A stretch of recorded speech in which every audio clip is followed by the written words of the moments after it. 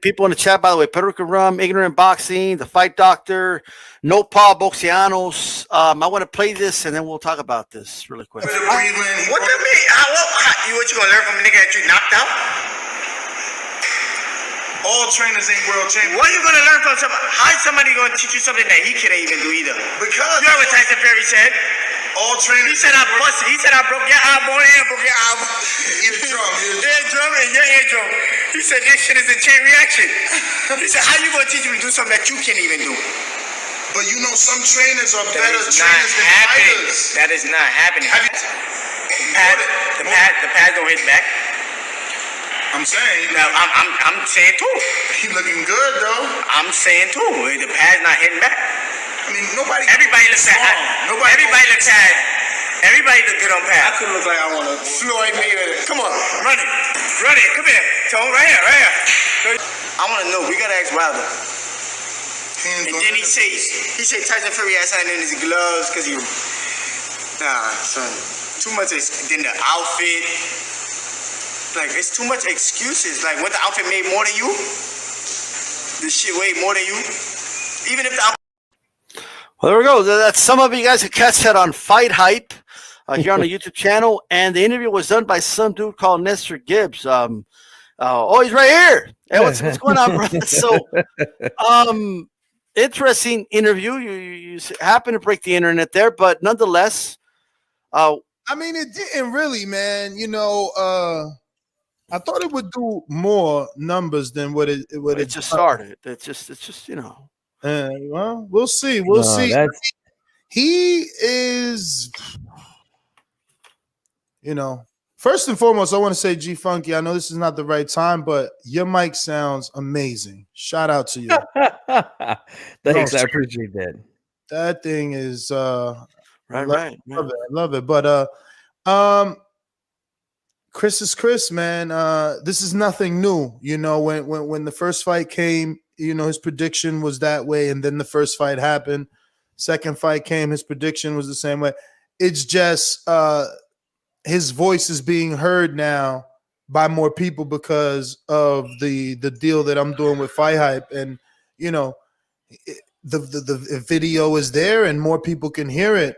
But this has always been him. He's always picked against Wilder. That's why in the video, not against Wilder, just in the Fury fight. And that's why in the video he says, you know, that Wilder stopped talking to him.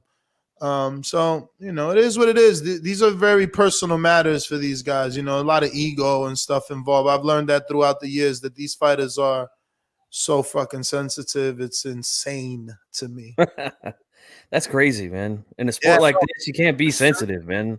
Mr. Munguia, how's it going, brother? What's going on, fellas? Thank you for having me on. What's going on, Mario? I'm good, brother. Thank y'all. D-Style, man, it's good to talk to you. Man, how long we known each other? You've been on like 8 years. I've known you, I think. Yeah, no, something like that. Maybe not that long. Twitter, yeah. Yeah, for sure. Hey, glad to have you on, man.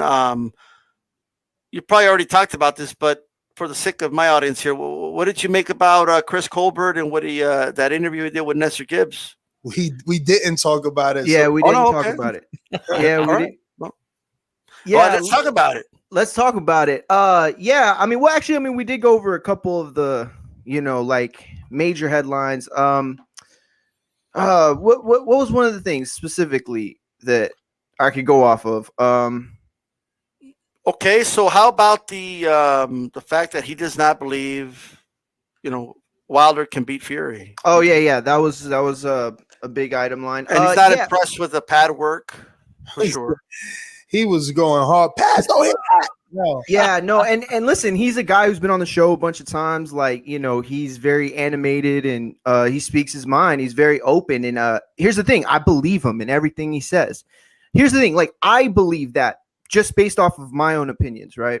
But I believe that he believes that. Like, I don't think that he's lying. I don't think that he's exaggerating. I think that he's speaking openly and honestly about the, like, if this was a court of law and he was a lawyer, I think that he has the most substantiated evidence to back his claims up.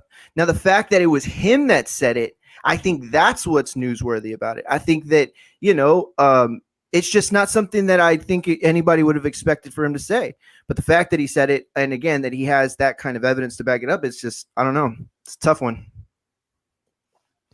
Hey, Chief Funky, what did you make of it, bro? From what you heard right there. Oh, man. I mean, I agree with what he's saying, 100%. Now, as far as the little personal jabs at Deontay Wilder, that's obviously something between him and Wilder. That's none of my business. That's between those two, whatever it is. But I do agree. I don't think he can beat Fury in the third fight. I picked Wilder twice to knock Fury out. I was wrong 2 times. Yeah. So I'm not going to be fooled again. Okay. Shout out to the Who. They won't get fooled again. But yeah, man, I just see a lot of backlash coming from this. Unfortunately, you can't speak your mind these days. When you say something that I mean, I'm already hearing a hashtag. I could already see it right now. Hashtag cancel Colbert. Like these guys are gonna go at him so hard, and that's a shame. Because he's a brilliant young fighter. I really like what I see in this kid. And he's going to get a lot of backlash for this. But, it's just the times we're living in, man. It sucks. But I said this last night. We talked about a few topics. A hard truth is better than a sweet lie, and it's better to just break the truth down to somebody than to just bullshit them their whole life. Candy coat shit, So shout out to the young man for being honest and speaking his real thoughts, man. Yeah. Hey. And that's hard in this day and age, there'll be more to that excuse me, to that interview, and I don't know if it'll get put out, but he says something to Danny like, you're an Al Heyman boy, and not boy. Damn. Yeah, but not boy. See, I want to clarify that, not boy in the sense of that, like, oh, you're a son, or you're like demeaning. Yeah, not demeaning. Like not demeaning. More like Al takes care of you, So like he's basically saying like, I won't get that Tank fight because I'm not an Al Heyman boy. With Al Heyman, but I'm not an Al Heyman boy. Like Gary Russell was an Al Heyman boy. 8-round fight, HBO. That's an Al Heyman boy. Lose a title fight, get you another vacant title fight. That's an Al Heyman boy. You know what I'm saying? So. Little different. But it doesn't mean boy. Don't take it and run with it that way. But he did say that. But I don't think he meant it that way. I just think he meant he isn't favored amongst the other signed Al Heyman fighters. So let me ask you this: why not? Like, what is it about Colbert that doesn't make him an Al Heyman favorite? I mean, if we're gonna keep it in context with Danny, he's not Puerto Rican. He doesn't have a country that loves boxing and pays for it. You can start there. You know what I'm saying? That's the first place to start. He doesn't have the following of Danny Garcia. He has more personality than Danny, but he's gonna need some time to for the world to see that. But it's definitely this too, though, right? It's definitely the fact that he is outspoken and that you know what I mean? It's like a hard thing to have everybody under the same page, under the same roof, like all the talking points the same, and then not be able to trust whether a guy is going to go off script. Well, I mean, will Chris go off script? Yeah. Yeah, he's not going to be tied down, I don't think, ever, but that's also good. That's why I drove, 500 miles damn near round trip, because I respect it. He was supposed to fight Gamboa. That opponent pulls out. Normally when an opponent pulls out, you get a lesser opponent. He got a tough opponent, a quote unquote puncher. So I was nervous because Chris, I've been knowing him since in the amateurs. When I met him, he had titles. He was literally not even a pro, not even thinking he was always thinking of turning pro, but not even near turning pro. And I'm invested. So it's like, oh shit, he's fighting Numbauer. This guy's a puncher. Damn. And then I get there and he's not even worried. So now I'm more invested in the fight because I'm expecting a knockout. The way you talking about Numbayar too small. He a puncher at the lower weight. I'm like, bro, it's only 4 pounds. You acting like, that's a big weight difference. But he's talking so cocky that I want to see greatness now because you have raised the bar. And in the same interview, you said you could beat Tank. So you got to show us that you can beat Numbayar. I do think he'll beat King Tug, as they call him. I think he'll be able to get that win. But then, where does that leave Gary Russell? Because Gary Russell hasn't done anything. Isn't that was his last fight, right? He hasn't fought since then, right? No, that was the last one. I can't remember the last time Russell fought, man. It's been that long. Jesus Christ, that dude, man, they're gonna need DW40 for that guy. He's gonna be so rusty. But he look, I think Colbert should win that fight, but I do agree. He not only has to win, I think he needs to win in impressive fashion. He needs to win it he needs to make a statement. Chief Funky, will he make a statement in this fight? Absolutely, 100% he will. This kid's all about the show. I like it. He likes to pattern his style. I shouldn't say style, but like he's cocky and flamboyant, like Deion Sanders, where he calls himself the prime time. Deion was one of my favorite players. Won a Super Bowl here with my Dallas Cowboys. So I like that already. But the kid brings entertainment. And that's always good for the sport, man.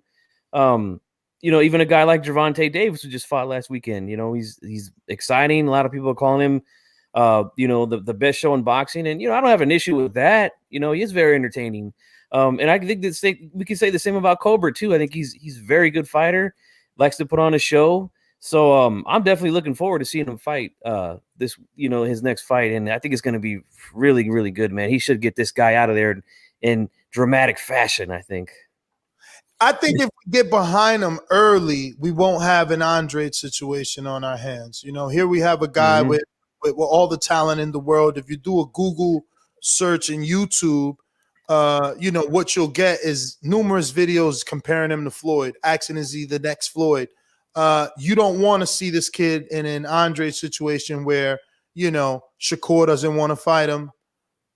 Tank doesn't want to fight him. Valdez doesn't want to fight him. Leo doesn't want to fight him, and he's stuck fighting these secondary champions and things like that. So I'm hoping that people do get behind a guy like that has the personality and has the balls, right? If you look through his record, who's in 15 fights, even if you compare Shakur, I hate to always bring up Shakur as he's a native of my, city. But Joet Gonzalez and Pitufo, Christopher Diaz, that's it. You go through Christopher Colbert's resume, he's got about 4 undefeated fighters, 1 former world champion. He was going to get Gamboa. Now he's taking on Numbayar with 1 loss. Austin Dulé, he's got names on there. And he's been doing it from the very beginning, where prospects are usually brought up and coddled. So I'm really excited to see them get behind him. I don't know that they would though. I want to say something real quick. Well, really quick, what rep it? Thank you for the super chat, brother. He said thought on Morel and Casares getting $2 million. I think that's great. I think the fact that boxing fans for free, and not just boxing fans, casual people just watching TV got to see probably the fight of the year and then followed by the knockout of the year. I think it was great for boxing. I think it was a hell of a knockout. So, hey, I think that's great. Well, it's the rawness of it, too. It's one thing if he would have said, look, I don't know. I just think Wilder should focus on the fight and not make excuses. And I don't think Fury cheated, but may the best man win. It's not like he said that. You know what I mean? No, bro. He said he's looking like a sucker. You know what I mean? He said this dude's making excuses. You know what I mean? He said that he can't beat Fury. Like he made some very matter-of-fact statements, made him sound that way, that I don't think a lot of Wilder fans, I should say, are going to like that. But if you go to the comments, and you should, we can screen share those if you have the ability, because it looks like people are like, anyway, let's see let's see the reaction. Let's see the reaction, because I did go through them earlier since it was my interview, and Like, do you just want to screen share the comments? I see that you don't have to. You can just pick one here, read them. I don't know, because I seen a lot of people like, oh, we'll see if you have that same energy on fight night. So like basically, I just want to say that because it's like instead of there's people that think that he's already gonna get alienated, but there's also, you know, obviously the fandom that wants to prove him wrong. Yeah, well, there's a good amount of us out here that will still support him because, I mean, there's a lot of us that just don't believe these claims that Wilder is making. So, you know, he'll gain some fans from that as well. You know, it's gotten ugly though with the Wilder fanatics. You know, you say any little thing about this guy and they'll come after you. You know, it's gotten ugly. I mean, look what happened with him and Charlo. Jermell Charlo, they started talking violence. I got shooters and all this and that. I mean, that's just ugly, man. That's just flat out ugly and shouldn't be. It should never get to that point. It's just we're just talking boxing. You know, it should never get to that point. I've seen a lot of people saying like, oh, you know, finally, oh, someone being honest. Oh, I love this interview. I love this kid. So there's gonna be some hate, but he got a lot of people there that's like, yo, finally. You know, look, been a fan of Colbert. His honesty is refreshing. Like some people gonna hate it, but some people. Well, the one right above that, though. I always see Wilder's most haters look like us, so we dismiss Fury as a known cheater. And look at the one below. A few lines below it says, "It's a shame we, a fellow countryman, can't support their own, regardless of past. And Fury couldn't do none with a journeyman." But this is what I'm saying. See, they want you to. Like, oh no, let's ignore everything because Wilder looks like us. That's not even right. Weak. Man. It's weak, in my opinion. Yeah. Weak. Yeah, that's tough logic to get behind. Yes.